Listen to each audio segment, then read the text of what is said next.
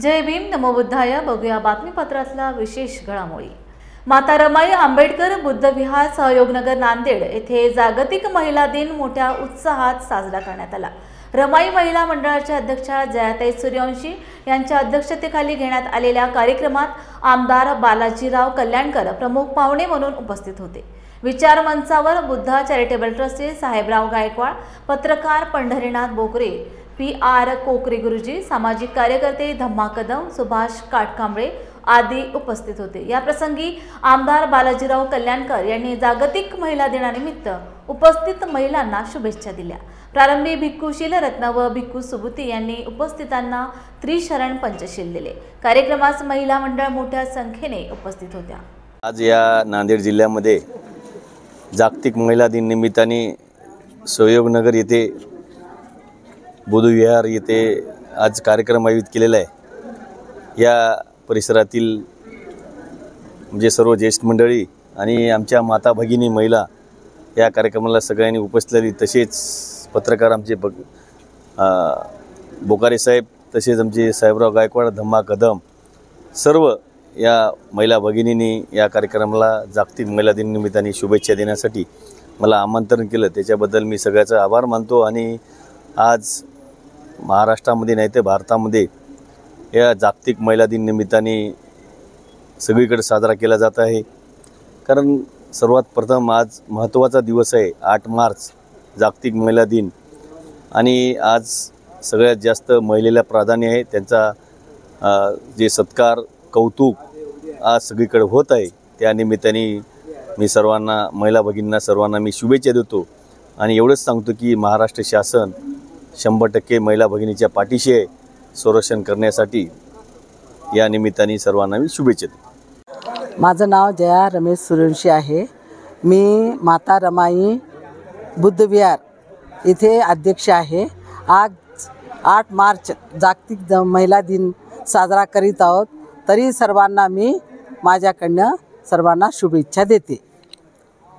माय सावित्रीने दिला नारी मुक्तीचा नारा, माय सावित्रीने दिला नारी मुक्तीचा तो नारा, अचंबित झाला तेव्हा भारत देश सारा, भारत देश सारा।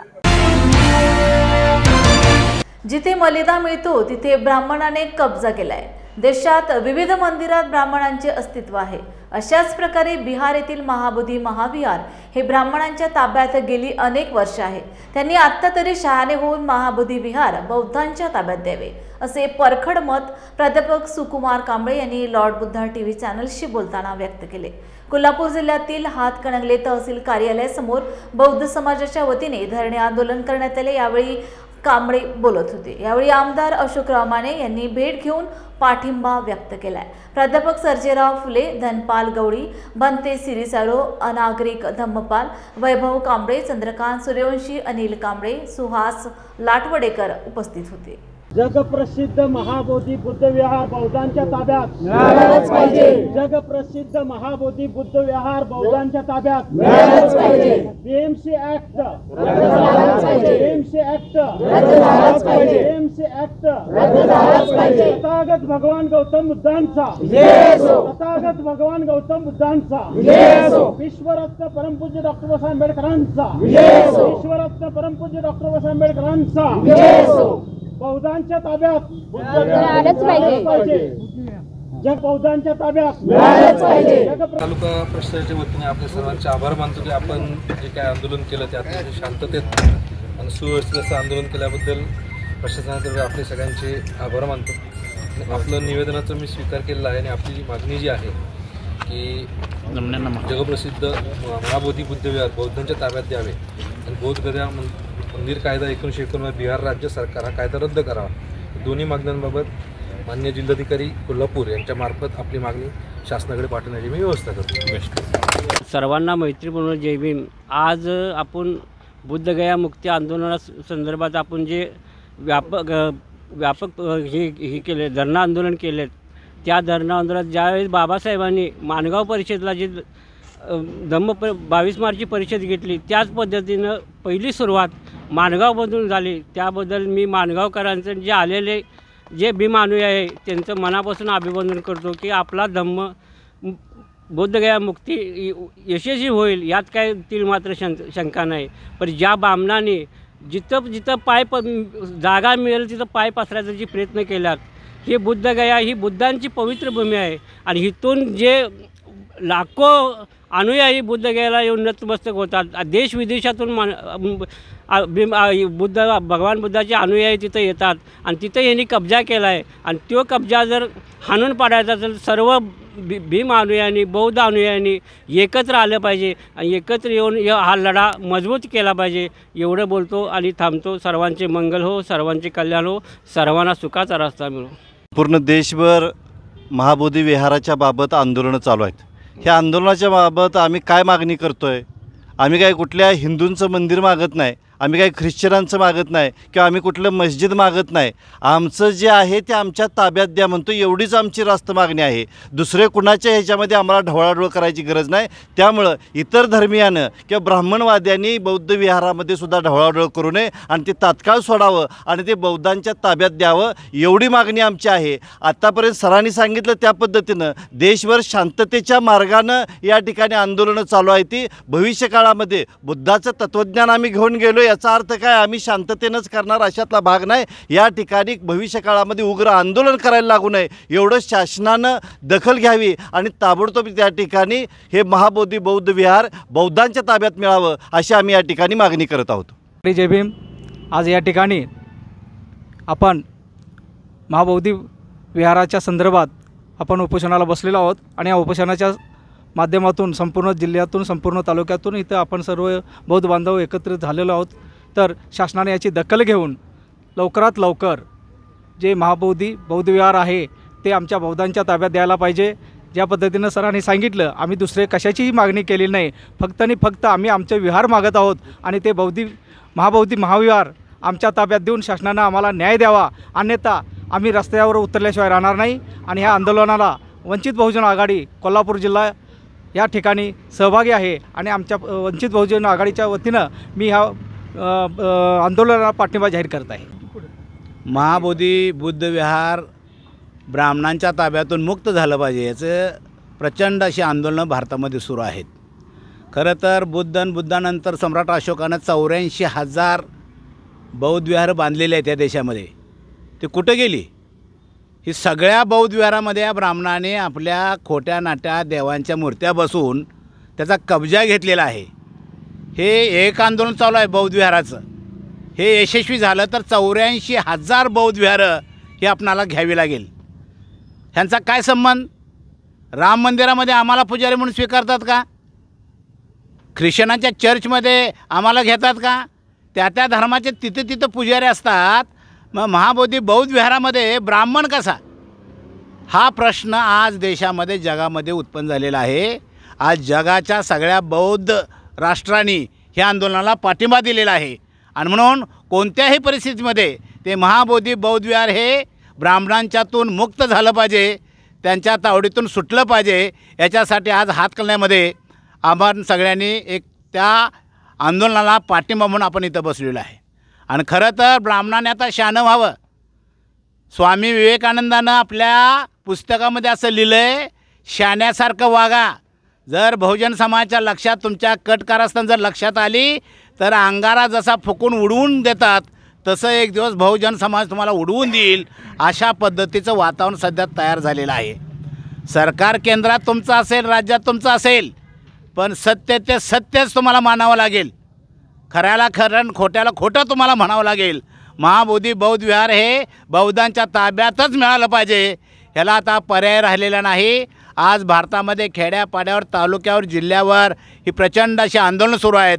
त्याची दखल घेऊन शासनानं लवकरात लवकर हा निर्णय घ्यावा. नसेल तर बुद्धांनी कुणाला जाऊन मारू नको ही हत्या होते, पण आमच्यामध्ये घुसून जर कोण आला आणि त्याच्या जर हानाहानी झाली तर त्याच्यामध्ये बाबासाहेबांनी 302मध्ये निर्दोष सोडलेला आहे. आम्ही फक्त शांततेनं चाललो याचा अर्थ आम्ही शांत आहे असं नव्हे. शांत आहे असं नव्हे. कोणत्याही परिस्थितीमध्ये हे आंदोलन आम्ही यशस्वी केल्याशिवाय राहणार नाही. अशा ह्या आंदोलनाला मी डेमोक्रॅटिक पार्टी ऑफ इंडियाच्या वतीनं जाहीर पाठिंबा देतो.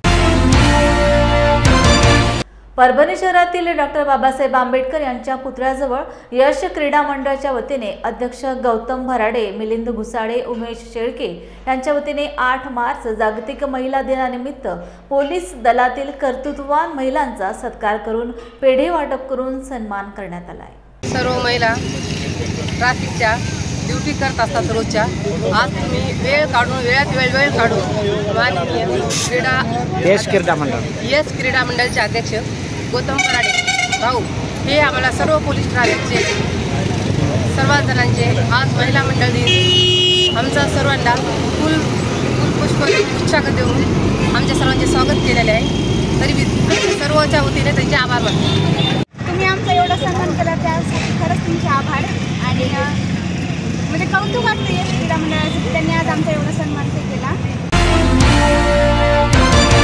रिपब्लिकन सेनेच्या संघटनात्मक बांधणीकरता रिपब्लिकन सेनेचे जिल्हाध्यक्ष प्राध्यापक राजू सोनसळे यांच्या अध्यक्षतेखाली आज नांदेडच्या शासकीय विश्रामगृहात पक्षप्रवेश सोहळा, संघटन समीक्षा बैठक व कार्यकर्ता मेळाव्याचे आयोजन करण्यात आले होते। या प्रसंगी नांदेड जिल्हा प्रभारी माधवदादा जमदाडे, सहप्रभारी प्राध्यापक डॉक्टर सुनील वाकेकर यांची प्रमुख उपस्थिती होती। या मेळाव्यात रिपब्लिकन सेनेचे जिल्हाध्यक्ष प्राध्यापक राजू सोनसळे यांच्या नेतृत्वात अमर वाघमारे, रविभाऊ पोटपुडे, सचिन इबितवार यांच्यासह अनेक कार्यकर्त्यांनी रिपब्लिकन सेनेत प्रवेश केला। पक्षप्रवेश व समीक्षा बैठकीस नांदेड दक्षिणचे जिल्हाध्यक्ष अनिल शिरसे, नगराध्यक्ष राहुल भाऊ चिखलीकर, नितीन बनसोडे, प्रतीक मोरे यांच्यासह रिपब्लिकन सेनेचे पदाधिकारी व कार्यकर्ते मोठ्या संख्येने उपस्थित होते। श्रद्धेय इंजिनियर आनंदराज आंबेडकर साहेब यांच्या आदेशाने महाराष्ट्रामध्ये पक्षाच्या पुनर्बांधणीचं काम सुरू आहे। महाराष्ट्राच्या 36 जिल्ह्यामध्ये पक्ष संघटनेच्या अनुषंगानं जे काय समीक्षा बैठका होत आहेत आणि त्याचाच एक भाग म्हणून आज नांदेड जिल्ह्यामध्ये उत्तर विभागाच्या वतीने बैठकीचे या ठिकाणी आयोजन करण्यात आलेलं होतं। या बैठकीला पक्षाचे ज्येष्ठ नेते असलेले माधवदादा जमदाडे आणि औरंगाबाद संभाजीनगर या ठिकाणून आलेले professor doctor Sunil Wakekar sir यांच्या प्रमुख उपस्थितीमध्ये आज शासकीय विश्रामगृह या ठिकाणी बैठक संपन्न झाली। या बैठकीमध्ये रवी पोटपुडे जे युवा नेते आहेत त्यांच्यासह अनेक कार्यकर्त्यांनी या बैठकीमध्ये जे आहे ते प्रवेश घेतलेला आहे आणि आगामी ज्या काही स्थानिक स्वराज्य संस्थेच्या निवडणुका आहेत तर त्या निवडणुकीच्या अनुषंगाने जिल्हा परिषद आहे, पंचायत समिती आहे, महानगरपालिका आहेत, नगरपालिका आहेत। तर ह्या निवडणुकीला सामोरे जात असताना पक्षाचा जो काही आदेश आहे त्या आदेशानुसार पक्ष तर सोबळावर निवडणुका लढणारच आहे। त्याचबरोबर भाजपा वगळून ज्या काही धर्मनिरपेक्ष राजकीय पक्ष म्हणून घेणारे जे काय आहेत त्यांच्यासोबत जर अलायन्स करण्याचा पक्षाचा आदेश आला तर त्या अनुषंगाने या बैठकीमध्ये चर्चा झाली की त्या अनुषंगाने जे आहे ते पक्षाच्या आदेशानुसार जे आहे ते आम्ही या ठिकाणी निवडणुकीला सामोरे जाणार आहोत। त्याचबरोबर महाबोधी विहाराचं जे काही देश पातळीवर आणि आंतरराष्ट्रीय पातळीवर जे आंदोलन सुरू आहे तर त्या आंदोलनाला नांदेड जिल्ह्यातून एक नैतिक पाठबळ देण्यासाठी आम्ही 17 तारखेला सोमवारी मार्चच्या 2025 रोजी दुपारी 12 ते 4 या दरम्यान जिल्हाधिकारी कार्यालयासमोर आम्ही धरणे आंदोलन रिपब्लिकन सेनेच्या वतीने करणार आहोत। पक्ष म्हणून हे आंदोलन होणार आहे। यामध्ये जे काही आमचे मित्रपक्ष असतील किंवा अन्य जे काही संघटना असतील त्यांनी या आंदोलनात सहभागी व्हावं असं आवाहन आम्ही या ठिकाणी करत आहोत। आज नांदेड या ठिकाणी रिपब्लिकन सेनेच्या उत्तर विभागाच्या वतीने माननीय जिल्हाध्यक्ष राजूभाऊ सोनसळे यांच्या वतीने ही बैठक या ठिकाणी संपन्न झाली। या बैठकीसाठी या बैठकीमध्ये अनेक कार्यकर्त्यांचा प्रवेशसुद्धा झाला। औरंगाबाद या ठिकाणून पक्षाचे नेते आमचे वाकेकर सर या ठिकाणी आलेत आणि या बैठकीचा एक उद्देश असा होता की रिपब्लिकन सेना हा महाराष्ट्रामध्ये खूप अतिशय चांगल्या पद्धतीनं मजबूत होत आहे। अनेक जाती धर्माची लोक, अनेक कार्यकर्ते आणि वेगवेगळ्या पक्षातून निराश होऊन किंवा आमचं घर राजगृह हे काही लोकांनी विसरून गेले होते, पण आज त्यांना खरंच राजगृहाची आठवण येत आहे। कारण बाबासाहेबांनी जो बुद्ध या देशामध्ये दिला होता की या देशामधलं युद्ध शांत व्हावं म्हणून, पण आता बुद्धांवर आणि बुद्धावर आज जे आक्रमण आणि हल्ले या देशामध्ये होत आहेत त्याच्यासाठी आज सर्व जाती धर्माच्या लोकांना किंवा विशेष बौद्ध समाजांना आज कळतंय की राजगृहाशिवाय पर्याय नाही। म्हणून आज आनंदराज आंबेडकर साहेबाकडे अतिशय मोठ्या प्रमाणात गर्दी होत आहे आणि या महाराष्ट्रामध्ये मुस्लिम समाजावर, इतर समाजावरही हल्ले खूप झाले आत्तापर्यंत बाबासाहेबाचं संविधान असताना सुद्धा बाबासाहेबांनी सर्व जाती धर्माच्या लोकांना हे संविधान दिलं, पण मनोवादी या देशामध्ये आज स्थापन झाली आणि मनोवादी पिल्लावळं हे देशामध्ये खूप या करोनाच्या व्हायरसप्रमाणे आहे की नाही वाढलेले आहेत. आणि ह्या व्हायरसला जर संपवायचं असेल तर त्या ठिकाणी सिर्फ आंबेडकर हीच एक सगळ्यात मोठं या ठिकाणी औषध आहे आज सगळ्याला वाटतं. आणि आंबेडकर घराण्यामध्ये आनंदराज आंबेडकर साहेब हे एकमेव या महाराष्ट्राला न्याय देऊ शकतात असं हे सर्व समाजाचं सर्व जातीचं आज लक्ष लागून आहे. म्हणून मोठमोठ्या पक्षातून आनंदराज आंबेडकर साहेबाला ऑफरसुद्धा येत आहेत. कोणी म्हणते मंत्रिपद घ्या, कोणी म्हणतात जागा घ्या, आणि अशा पद्धतीनं महाराष्ट्रामध्ये आहे. आणि नांदेड जिल्हा हे आनंदराज आंबेडकर साहेबाचा लाडका जिल्हा आहे आणि या जिल्ह्यावर बाबासाहेबाचं खूप प्रेम होतं, भैयासाहेबांचं होतं, बाळासाहेबाचं होतं. त्याच पद्धतीनं आनंदराज साहेबांचं सुद्धा या नांदेडमध्ये खूप एक लक्ष आहे. म्हणून नांदेड हे महाराष्ट्राचं केंद्रबिंदू असल्यामुळं नांदेडमध्ये एक खूप आहे की नाही रिपब्लिकन सेनेचं आज या ठिकाणी आमचे सय्यद भैया आलेत, मुस्लिम बांधव आहेत, शीख बांधव आहेत, मराठा बांधव आहेत, ओबीसी बांधव आहेत. उद्याचं आरक्षण आणि उद्याचं मुस्लिम समाजाला या देशामध्ये संविधानिक पद्धतीनं एक हक्क आणि अधिकार जर कोणी जर देईल तर तो आनंदराज आंबेडकर आणि रिपब्लिकन सेना देईल असा विश्वास या महाराष्ट्राला वाटलेला आहे. म्हणून उद्याची महानगरपालिका, जिल्हा परिषद, पंचायत समिती सर्व इलेक्शनमध्ये आनंदराज आंबेडकर स्वतः होऊन या नांदेड जिल्ह्यामध्ये आणि या मराठवाड्यामध्ये ठाम बसणार आहेत. आणि या मराठवाड्यामध्ये एक महाराष्ट्राला एक खूप मोठं एक चळवळीचं केंद्र या मराठवाड्याला दिलेलं आहे. म्हणून साहेबांचं खूप या जिल्ह्यावर लक्ष आहे. यासाठीच ही महत्त्वपूर्ण बैठक झाली. रिपब्लिकन सेनेच्या माध्यमातून संपूर्ण राज्यभर पक्षाची समीक्षा व कार्यकर्त्याचा मेळावा घेण्याचं कार्य आम्ही मागच्या महिन्यापासून हातात घेतलेलं आहे, जेणेकरून रिपब्लिकन सेना ही पार्टी राज्यात मजबूत व्हावी, किंबहुना ज्या ठिकाणी तिचं अस्तित्व कमी असेल तिथं अस्तित्व वाढण्यासाठी व कार्यकर्त्यांना बळ देण्यासाठी, कार्यकर्त्यांना ट्रेनिंग देण्यासाठी माननीय नेते आनंदराज आंबेडकर साहेब यांनी संपूर्ण राज्यभर दौरे सुरू केलेले आहेत. आणि आमच्यासारखी काही पदाधिकाऱ्यांकडे काही जिम्मेदारी दिली, त्याचाच हा भाग आहे. मग अनेक प्रश्न राज्यात आहेत किंवा देशभराचा आता बोधीगयाचा जो प्रश्न असतोय या संदर्भातही रिपब्लिकन सेनेने मोठा स्टँड घेऊन अनेक ठिकाणी निदर्शने व मोर्चे करण्याचं काम सुरू केले. त्याचाच भाग म्हणून येत्या 17 तारखेला नांदेड येथे सुद्धा बोधगया मुक्ती आंदोलनासाठी एक मोठा मोर्चा होणार आहे. याची जोरदार तयारी आणि येत्या 3 ते 6 महिन्यामध्ये या राज्यातली सगळ्यात शक्तिशाली पार्टी आंबेडकरवादी ती रिपब्लिकन सेना असेल. महाराष्ट्रातील सगळ्या आंबेडकरवादी लोकांकडे नैराश्य आलेली आहे, कारण की कोणीही प्रत्येकाने मोठमोठे दावे केले पण प्रत्यक्षात कुठलाच रिझल्ट दिला नाही. किंबहुना रिझल्ट देऊ शकत असताना सुद्धा इतर पक्षांची साटीलोटे केलं. किंबहुना जे लोक मनोवादी किंवा भाजपा शक्तीसोबत गेलेत आश्वासन दिलं आंबेडकरवादाचं आणि काम केलं मनोवाद्याचं. आणि म्हणून सगळ्या लोकांना कळलं की जो माणूस निष्कलंक आहे अशाच माणसाच्या पाठीशी असलं पाहिजे. आणि ह्या महाराष्ट्रात एकमेव आता स्वाभिमानाचा व निष्कलंकित पर्याय आनंदराज आंबेडकर साहेब आहेत. म्हणून रिपब्लिकन पार्टी, रिपब्लिकन सेना जी ही वाढताना तुम्हाला दिसत आहेत. एवढंच नाही तर रिपब्लिकन सेनेमध्ये शिकलेले उच्चवर्णीय हे लोक सुद्धा येत आहेत. ह्या पद्धतीचं काम रिपब्लिकन सेनेचं चालू. लोकांना काय आवाहन करणार? लोकांना एकच आव्हान आहे की लोकांनी नेतृत्व निवडताना जो स्वाभिमानी नेता आहे, जो कुठलं सेटलमेंट करत नाही आणि समाजासाठी ज्याच्या घराचं आतापर्यंत केवळ योगदानच राहिलं एवढंच नाही तर हे सुद्धा स्वतः आनंदराज साहेब इंजिनियर आहेत, शिकलेले आहेत आणि जे आंदोलन त्यांनी आतापर्यंत हातात घेतले ते सगळे आंदोलन यशस्वी केलेले आहेत. म्हणून असाच नेता निवडला पाहिजे की जो बोलतो तेच कार्य करून दाखवतो, बोलो तेचा चालो हे काम करणारं आनंदराज आंबेडकर नेतृत्वाच्या पाठीमागं आता संपूर्ण आंबेडकरवाद्यांनी पाठीशी राहावं हेच आव्हान मी त्यांना करतो.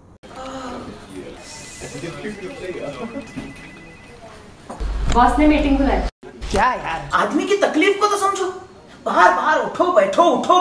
जनाब, तकलीफ उठने बैठने की नहीं, तकलीफ बवासीर की है. बवासीर, फिशर, भगंदर, पाइलोनियल साइंस का आयुर्वेद तथा आधुनिक लेजर से उपचार. अभ्युदय पाइल्स लेजर हॉस्पिटल, लोहार समाज भवन के पीछे, महापुष्प सोसाइटी, शताब्दी नगर चौक से मनीष नगर रोड, नागपुर. कॉल और विजिट करें www.pilesfistulacure.com.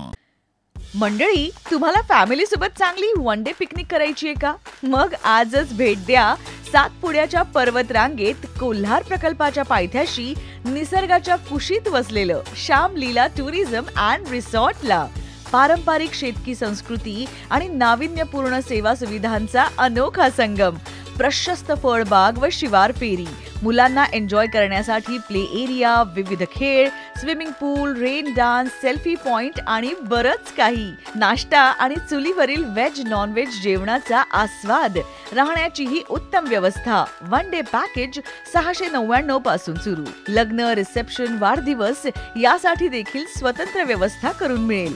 अल्पावधीतच लोकप्रिय झालेले कृषी पर्यटन स्थळ श्याम लीला ॲग्रो टुरिझम अँड रिसॉर्ट. बुकिंगसाठी संपर्क मुक्काम तेलंखेडी, नवनाथ आश्रमाजवळ, पांढुर्णा रोड, तालुका सावनेर, जिल्हा नागपूर. मोबाईल 7276366752 किंवा 9021433560. रायगड जिल्ह्यात कडक उन्हाळ्याच्या दिवसात डोंगरमाळ रानावर इतरत्र मोठ्या प्रमाणावर वणवे लागत आहेत. या वणव्यात झाडे व जैवविविधता जळून नष्ट होत आहे. काही वेळा हा वणवा मानवी लोकवस्ती शिरून मोठे नुकसान करीत आहे. रायगडच्या रोह्यातील इंद्रदेव डोंगरावर पेटलेला वणवा बघता बघता इंद्रदेव धनगरवाड्यात घुसला आणि संपूर्ण गाव या वणव्याच्या भक्षस्थानी आले. या आगीत 48 घरे जळून खाक झाली. लाखोंच्या संपत्तीचे नुकसान झाले. जीवनावश्यक साहित्य जळून खाक झाले. अनेकांचे संसार उघड्यावर पडलेत.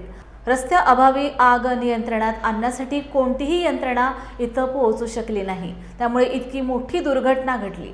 घटनेचे गांभीर्य लक्षात घेऊन सरकारने जलद व सरसकट नुकसान भरपाई द्यावी अशी मागणी नुकसानग्रस्त ग्रामस्थांनी केली आहे. मनाला एक वेदना देणारी घटना इंदरदेव वाडीवर घडली. वणव्यामुळे मोठी आग लागली आणि आगीमध्ये संपूर्ण गाव जळून खाक झालं. खरं तर आग एवढी भयानक होती की त्या आगीवर नियंत्रण आणणे, खरं तर या ठिकाणी याला रस्ताच नाही आणि तो रस्ता आज फॉरेस्ट मुलं आणलेला आहे आणि या शासनाने तो रस्ता पहिला केला असता तर ही वेळ कदाचित ही घरं वाचवू शकली असती. आज त्या आगीमध्ये संपूर्ण गाव जळलेलं आहे. इथले स्थानिक आमदार रविशेठ पाटील असतील, आमचे नेते असतील, या लोकांनी प्रांतांशी, तहसीलदारांशी फोनवरती चर्चा केली. रात्री प्रांतांनी देखील इथे येऊन या गावाची पाहणी केली, आग आटोक्यात आणण्याचा प्रयत्न केला. मी प्रशासनाचा आभार मानतो. तहसीलदारांनी देखील इथे येऊन चांगलं काम केलं. परंतु माझं प्रशासनाला एवढीच विनंती आहे की या लोकांना सरसकट यांचे पंचनामा होऊन या लोकांना पूर्णतः नवीन घरं बांधून दिली गेली पाहिजे. यासाठी आम्ही आमच्या नेत्यांच्या माध्यमातून प्रशासनाकडे पाठपुरावा तर नक्कीच करू. परंतु माझी प्रशासनाला विनंती आहे की आपण इथली परिस्थिती जाणून घेऊन या लोकांच्या ज्या वेदना आहेत त्या वेदना या पंचनाम्यात येऊ द्या. कारण जर आज हा रस्ता असता तर ही आग लागली नसती, कदाचित ही आग विझू शकली असती. फायर स्टेशनच्या गाडीला येण्यासाठी सुद्धा खूप त्रास सहन करावा लागला. त्यामुळे फॉरेस्टला देखील विनंती आहे की कुठलाही आडमुठे धोरण न बाळगता आता तरी यांच्यावर दया दाखवा आणि हा जो रस्ता आहे तो हा रस्ता पूर्णतः करण्यास सहकार्य करा आणि इथली जळून खाक झालेली घरं आहेत त्यांचं पुनर्वसन शासनाने करावे अशी मागणी आम्ही करणार आहोत. आणि मी पुन्हा एकदा विनंती करतो प्रशासनाला की यांचे पंचनामे सरसकट करून यांना न्याय द्यावा. शक्तीपीठ महामार्ग समर्थनात कोल्हापूर येथील मुस्कान लान येथे आमदार राजेश क्षीरसागर यांच्या नेतृत्वाखाली मेळावा संपन्न झालाय. यावेळी काही ठराविक लोकांनी राजकीय हेतूने शक्तीपीठ महामार्गाला विरोध करत असून यावेळी 7 ठराव करण्यात आले. कोल्हापूर जिल्ह्यातील अनेक शेतकरी या शेतकरी शक्तीपीठ मार्गाला समर्थन करण्यासाठी आले होते. यावेळी खासदार धनंजय महाडिक यांनी शक्तीपीठाबाबत विरोधक गैरसमजुतीने शेतकऱ्यांच्या मध्ये गैरसमज पसरवत असून लोकांच्या हितासाठी हा शक्तीपीठ महामार्ग होणार असल्याचे खासदार महाडिक व आमदार क्षीरसागर यांनी सांगितले. शक्तीपीठ महामार्ग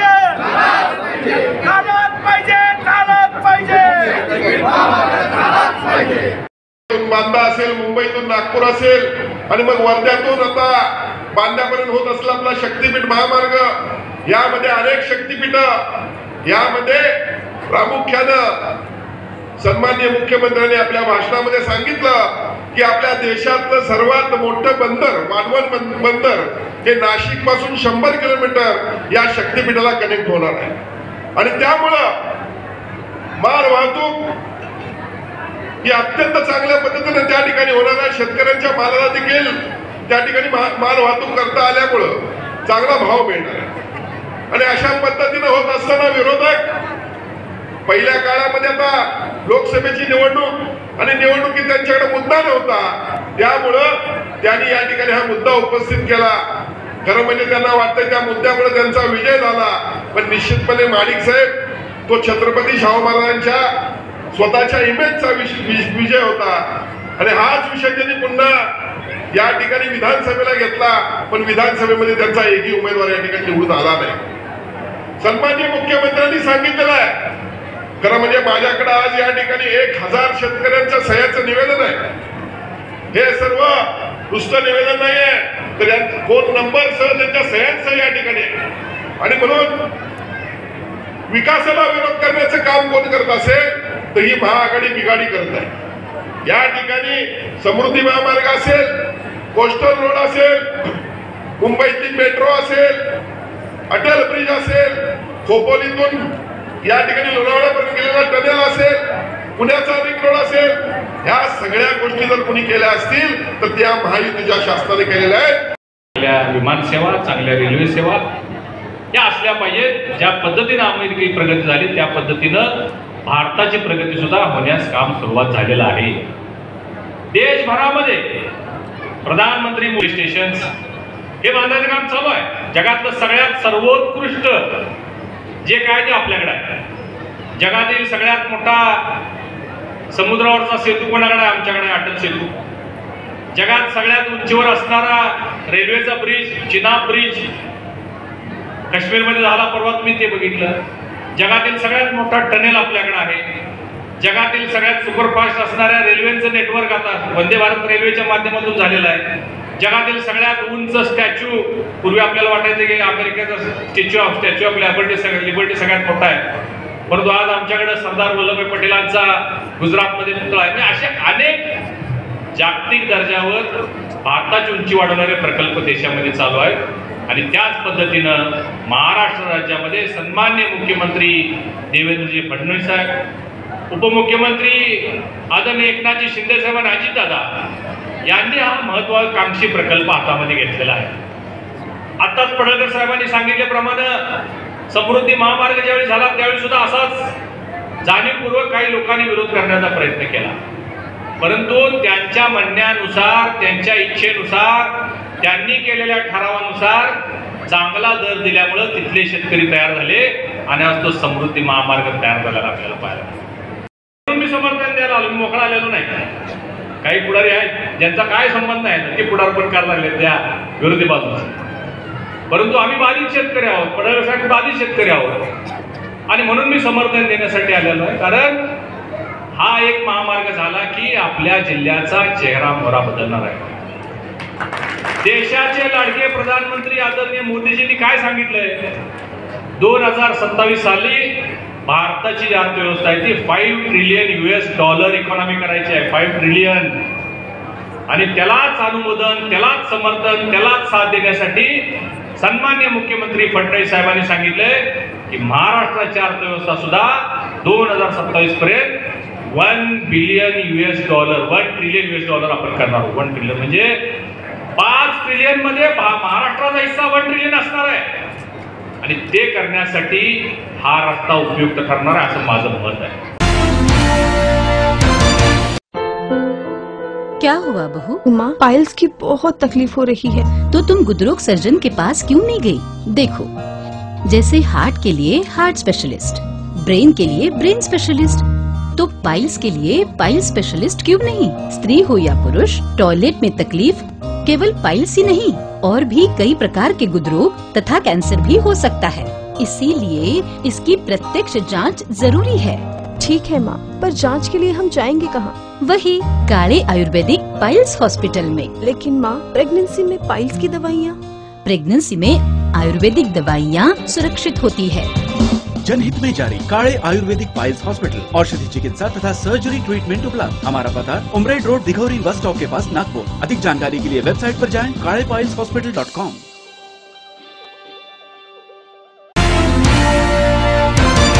राष्ट्रीय स्वयंसंघाचे सदस्य भैयाजी जोशी यांनी प्रत्येकाला मराठी भाषा आलीच पाहिजे हे गरजेचे नाही, तर मुंबईत वेगवेगळ्या भागात त्या भागांची भाषा असून घाटकोपरमध्ये गुजराती भाषेचे लोक जास्त आहेत, त्यामुळे इथली भाषा गुजराती असायला हरकत नाही असे वादग्रस्त वक्तव्य केले होते।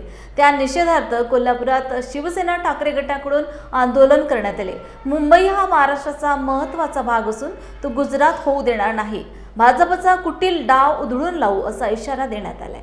यावेळी भैया जोशी, राहुल सोलापूरकर, प्रशांत कोरटकर यांच्या विरोधात घोषणा देत त्यांच्या प्रतिमेला जोडे मारण्यात आले। शिवसेना जिल्हा प्रमुख संजय पवार, तालुका प्रमुख राजू यादव यांच्या नेतृत्वाखाली आंदोलनही करण्यात आले।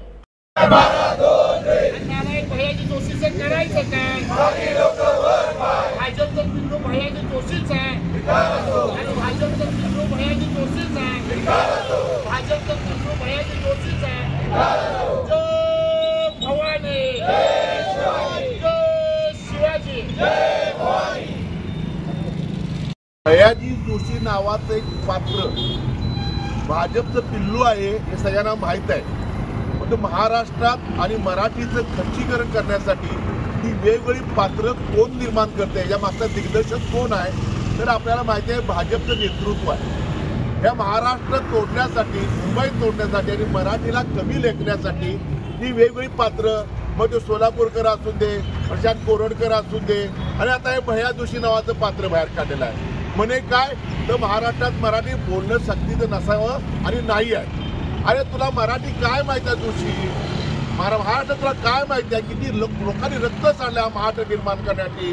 आणि तुमचं जे षडयंत्र आहे की मराठीचं खच्चीकरण करायचं, महाराष्ट्रातील थोर पुरुषांचं बदनामी करायचं, हे वेगवेगळे प्रकार जे चालू आहेत हे कशासाठी चालले तर महाराष्ट्र तोडण्यासाठी, मुंबई तोडण्यासाठी, मराठी माणसाचा अपमान करण्यासाठी। मग महाराष्ट्रातील प्रत्येक मराठी माणूस सावध आहे तुमच्यापासून।